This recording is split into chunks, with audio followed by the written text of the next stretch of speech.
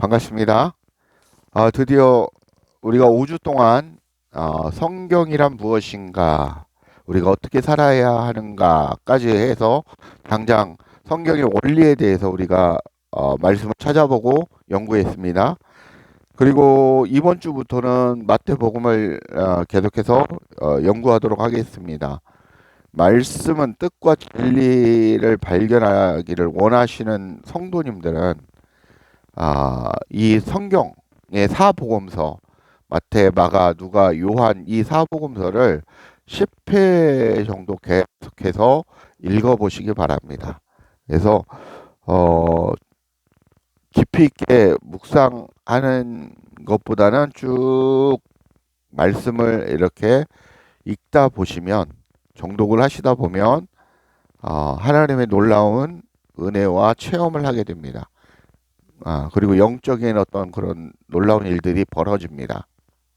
그런 일들을 한번 체험을 해 주시기 바랍니다. 성경에 뭐 창세기부터 많은 성경이 있는데 이 사복음서를 여러분들이 먼저 깨닫고 인지하셔야 한다라는 것입니다. 그래서 그 말씀을 통하여 여러분이 변화를 받는 놀라운 시간들이 되시길 주 예수 그리스도의 이름으로 먼저 축복합니다. 어, 마태복음은 주로 유대인을 위해 기록을 했습니다. 그리고 예수님을 위대한 교사, 그리고 예언의 성취자, 유대인의 왕, 메시아로 제시했습니다. 그래서 이 마태복음 1장의 구성을 보면 1절에서 17절까지는 예수 그리스도의 계보에 나옵니다. 예수 그리스도의 계보. 계보가 뭡니까? 우리나라로 족보입니다. 족보. 우리 그 예수 그리스도의 계보에 대해서 얘기를 하고 있고, 그 다음에 18절에서 25절까지는 마지막에는 하나님의 아들 예수 그리스도의 나심, 하나님의 아들 예수 그리스도의 나심에 대해서, 태어나심에 대해서 말씀하고 있습니다. 그리고 이 안에 24절, 25절을 보면 요셉의 인격에 대해서 나와 있습니다. 요셉의 인격에 대해서 나와 있는데 어떤 인격이냐라는 부분을 한번 찾아보도록 하겠습니다. 그래서 1장에서 우리가 세 부분을 가지고 우리가 연구를 해 보도록 하겠습니다. 본서는 복음의 주체이신 예수 그리스도를 유대인의 왕으로 믿고 소개했던 저자 마태는 이 복음서를 기술하면서 무엇보다 예수님께서 혈통적으로나 법적인 자격에 있어 다윗 왕가의 계승자이심을 밝히고 있습니다. 처음에 어떻게 나옵니까? 아브라함과 다윗의 자손 예수 그리스도의 계보라라고 말씀하고 있지 않습니까? 이것은 하나님 밑에 아브라함의 전통적, 여기는 이제 혈통이라는 게 들어가 있죠. 계보를 통해서 우리가, 아브라함은 유대인의 그 조상, 그리고 다윗 하면 유대인의 왕으로서의 모범적인 왕성한 이 나라가 막강한 힘을 발휘했던 시기, 유대인들이 그리워하는 그 시기가 바로 다윗이 통치하던 시기였습니다. 그 시기를 얘기하면서 정통적인 계보를 통해, 혈통적 계보를 통해서 태어나신 예수 그리스도에 대해서 얘기하고 있다는 것입니다. 사실 아브라함은 열국의 아버지이고 히브리 신앙의 공동체의 창시자입니다. 다윗은 히브리 왕국의 실제적인 창시자요, 유대 역사상 가장 모범적인 위대한 왕이라는 것입니다.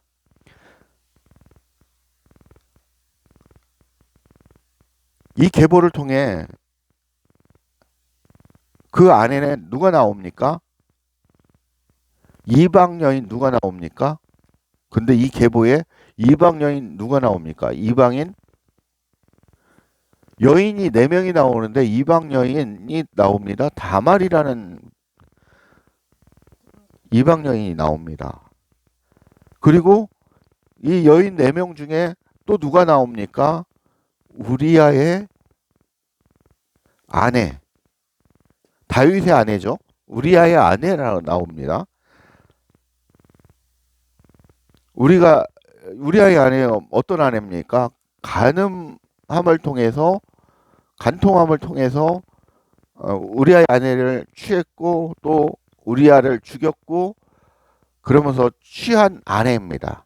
그를 통해서 다윗을 통해서 이렇게 이 족보에 이렇게 기록이 되었다라는 것입니다.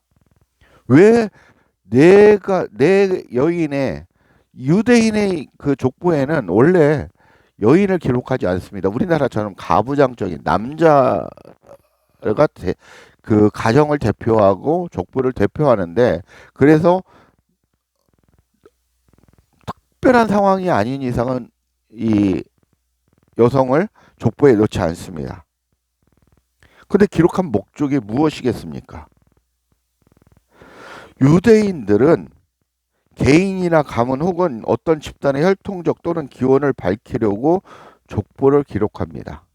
그래서 족보를 통해 개인의 상속권을 합법적인 것을 나타내고 사회적인 지위나 권리 등을 확보하는 그런 차원에서 쓰고 있다라는 것입니다. 그러나 여기 성경에 나오는 마태복음 1장에 나오는 족보의 중요한 특성 중에 하나는 이 족보, 계보 자체가 구속사적이라는 것입니다. 하나님의 계보, 선택에 의한 그 구속사적인 계보라는 것입니다. 이 계보가 마태가 얘기하고 싶은 게 무엇이냐면 구속사적인 계보임을 알리려고 했다라는 것입니다. 마태복음 누구한테 썼다고 아까 말씀드렸습니까? 마태복음은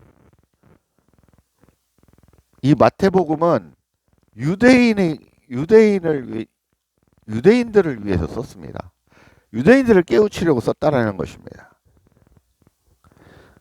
그래서 너희들은 하나님의 선택에 의해서 이렇게 선택받은 사람이라는 것입니다. 그 선택받은 사람의 범위는 너희들이 정하는 것이 아니라 하나님이 정한다라는 것입니다. 그래서 하나님의 은혜로 말미암아 너희가 구속을 받고 선택을 받고 그 은혜를 입었다라는 것입니다. 너희가 하나님의 그 족보, 계보에 들어갔다라는 것입니다. 이 족보에 들어갔다라는 건 무엇입니까? 하나님 나라의 자녀가 되었다라는 것입니다. 너희들은 선택받은 백성이라는 것을 깨우치려고 말씀하고 있는 것입니다. 거기에는 이방 여인도 있고 가늠한 여인도 있다는 것입니다. 이방 여인, 가늠한 여인이 누구입니까? 바로 여러분들 아닙니까? 바로 저라는 것입니다. 그 여러분을 하나님께서 그렇게 선택하셔서 은혜를 주셔서 하나님의 자녀로 칭하고 있다라는 것입니다. 그래서 그 족보의 계보의 생명책에 우리가 들어간다라는 것을 상징적으로 말씀하고 있는 것입니다.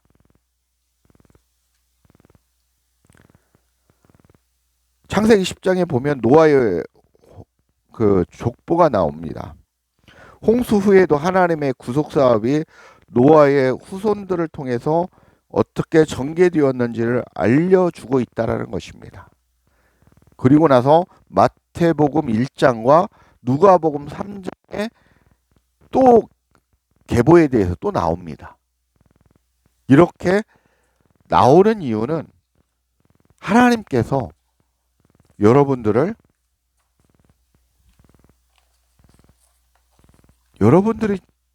여러분들의 선택이 한 게 아니라 하나님의 선택적인 그 구속사가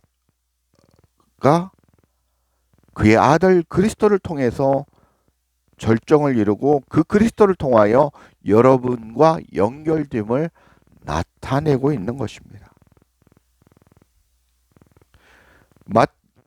마태가 족보를 14대로 나눕니다. 아까 여러분들 말씀을 읽어본 것처럼 14대로 나눠보는데 14대로 나누는 이유가 세 가지 설이 있는데 그 중에 가장 맞는 설이라고 생각하는 것은 14라는 숫자가 완전수인 7의 배수라는 것입니다.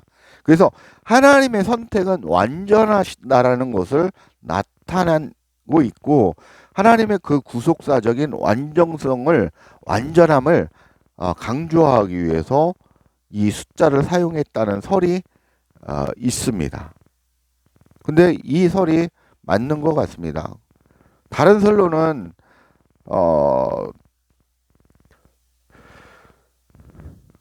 뭐 독자의 기억을 돕고 족보를 인상적으로 만들기 위함이라는 것도 있고 다윗의 이름이 히브리어 알파벳 숫자의 합이 14이기 때문에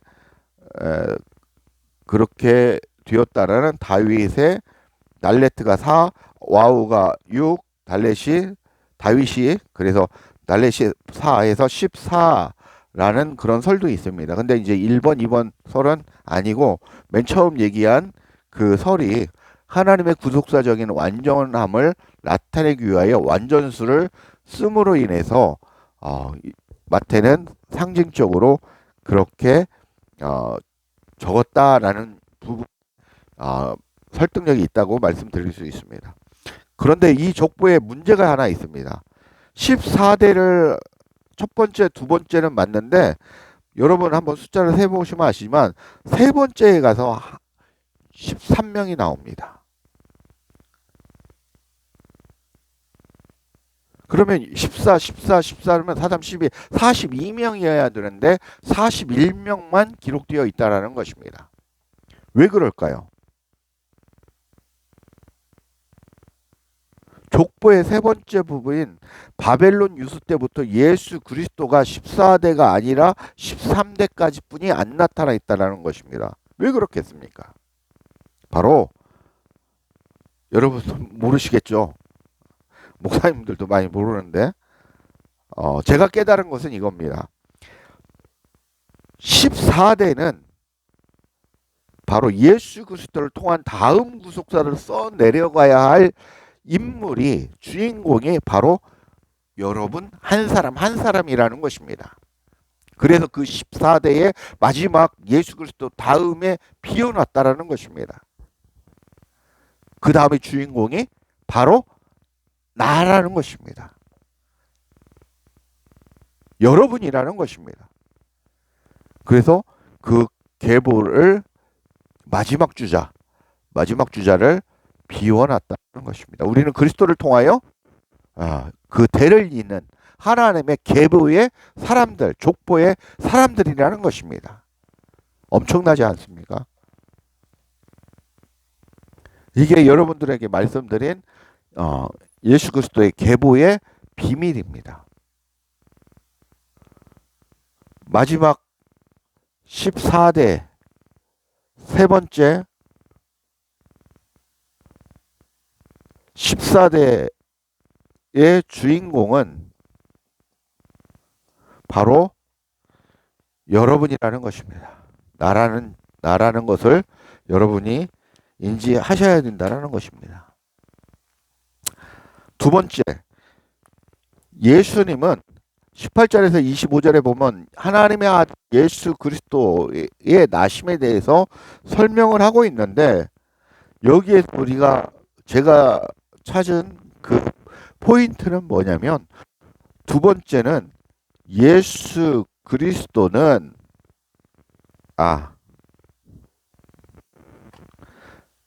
말씀드리지만 예수님은 그리스도이라는 것입니다. 그리스도라는 것입니다. 이것을 말씀하고 있습니다. 18절과 20절 하반절에 보면 성경 한번 보십시오. 성경으로 잉태된 자를 소개해 드리고 있습니다. 이 그리스도는 성령으로 잉태된 자라는 것입니다. 성령으로 잉태된 자.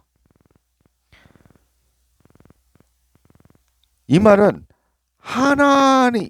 성령 하나님의 권능의 힘으로 잉태된 하나님이 인간의 몸을 입고 온 성육신하신 모습을 말씀하고 있는 것입니다. 즉 예수님은 하나님이라는 것입니다. 이 그리스도라는 것입니다. 그 뒤에 보면 21절에 보면 예수라는 뜻은 21절 한번 보십시오. 아들을 낳으리니 이름을 예수라 하라. 이는 예수는 그가 자기 백성을 그들의 죄에서 구원할 자이십니다. 이 예수는 자기의 백성을 그들의 죄에서 어떤 자?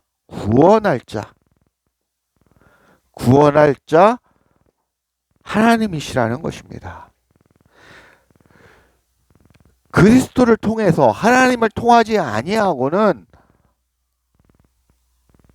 성부 하나님께 갈 수가 없다라는 것입니다. 우리의 죄를 해결할 수 없다라는 것을 말씀하고 있는 것입니다. 23절에 한번 보십시오. 보라, 처녀가 잉태하여 아들을 낳을 것이요 그의 이름을 뭐라고 합니까? 예, 임마누엘이라고 합니다. 임마누엘. 우리가 저도 그랬지만 어떤 교회에서는 임마누엘 인사를 그렇게 합니다. 샬롬 하듯이 임마누엘. 자, 그러면 임마누엘이라 하리라 하셨으니 이를 번역한즉 뭐라고 합니까? 하나님이 우리와 함께 계시다라고 말씀하고 있습니다. 하나님이 우리와 함께 계시다라고 말씀하고 있습니다.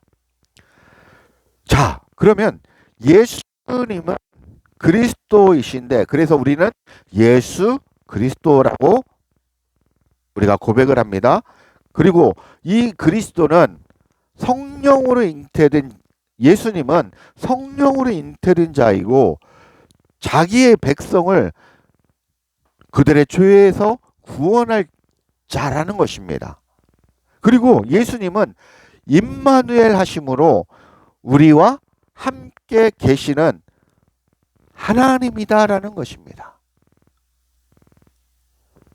그러니까 예수 그리스도가 오신 것은 우리와 함께 계시기 위해서 오셨고 이 땅에 오셔서 우리를 구속하기 위해서 예수님이 죽고 십자가에 죽은 다음에 하나님이신 그리스도가 우리 안에 어디에? 우리 안에 거하신다라는 것입니다.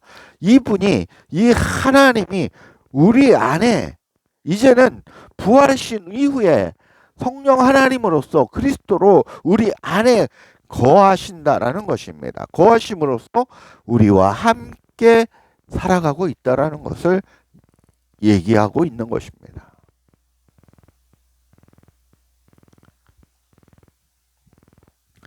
세 번째 우리가 살펴볼 것은 첫 번째 계보에 대해서 말씀드렸고 두 번째 예수님은 하나님이셔서 예수 그리스도의 뜻에 대해서 설명을 했고 세 번째는 누구에 대해서 나옵니까? 그의 마리아의 아내 요셉에 대해서 한번 알아야 된다는 것입니다. 자, 요셉은 성경을 봤을 때 18절에서 25절까지 몇 절 안 되지만 맨 처음에 요셉은 어떤 자라고 나옵니까?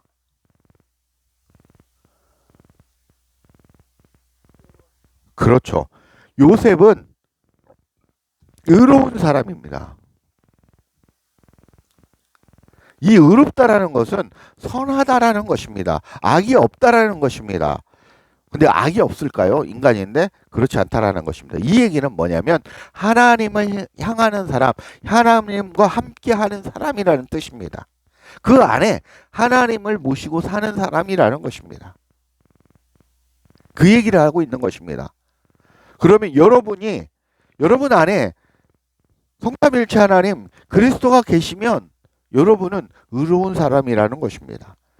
그래서 의롭다 칭함을 받는다고 해서 칭을 하고 기독교적인 교리적으로 얘기를 하지 않습니까?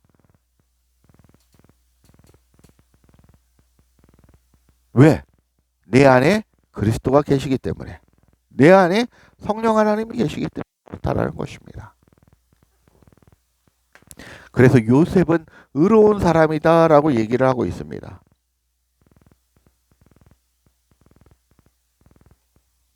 25절에 보면 하나님의 말씀에 순종하는 삶을 살고 있음을 말씀을 통해 엿볼 수 있습니다. 그죠? 25절 한번 읽어보실래요? 25절 아들을 낳기까지 동침하지 아니하시니 나음의 이름을 예수라 하니라. 자, 24절에 보면 요셉이 잠에서 깨어 일어나 주의 사자의 분부대로 행하여. 그죠? 사자의 분부대로, 하나님의 분부대로, 명령대로 행했다라는 것입니다. 이 얘기는 하나님의 말씀에 순종하는 사람이라는 것입니다. 순종하는 사람. 하나님의 세밀한 음성을 들을 줄 알고, 구별할 줄 알고, 분별할 줄 알고 그 말씀에 말씀대로 살아가려고 하는 사람이라는 것입니다. 우리도 이렇게 살아가야 된다는 것이죠.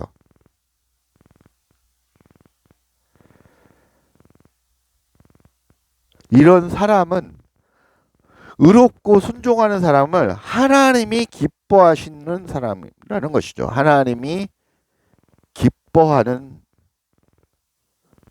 사람. 어떤 사람을 기뻐합니까? 헌금을 11조를 1조씩 1억씩 뭐 100억씩 내는 사람을 기뻐합니까? 아니. 하나님과 함께 거하는 사람. 그리고 하나님의 성전을 깨끗게 만들어가는 사람. 하나님과 동행하는 그런 사람. 의로운 사람. 순종하는 사람을 하나님은 기뻐한다라는 것입니다. 저와 여러분들이 하나님이 기뻐하시는 그런 의로운 사람, 순종의 사람이 되어야 된다라는 것입니다. 말씀을 맺겠습니다. 마태복음 1장 족보를 통해 우리가 하나님의 선택과 사랑으로 구속된 하나님의 자녀라고 말씀하고 있습니다. 우리를 죄에서 구원하시기 위해 하나님께서 직접 육신의 옷을 입고 이 땅에 예수 그리스도로 임하셔서 우리를 대속해 주셨다고 말씀하고 있습니다. 이 땅에서 하나님의 자녀로 살아가려면 요셉과 같이 계보에 나온 많은 믿음의 선배들과 같이 주님과 하나 되어 말씀을 잘 듣고 구별하고 분별하고 그 말씀에 순종하는 삶을 살아야 한다라는 것입니다.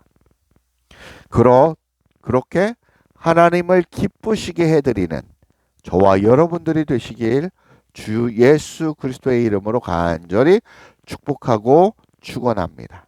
감사합니다.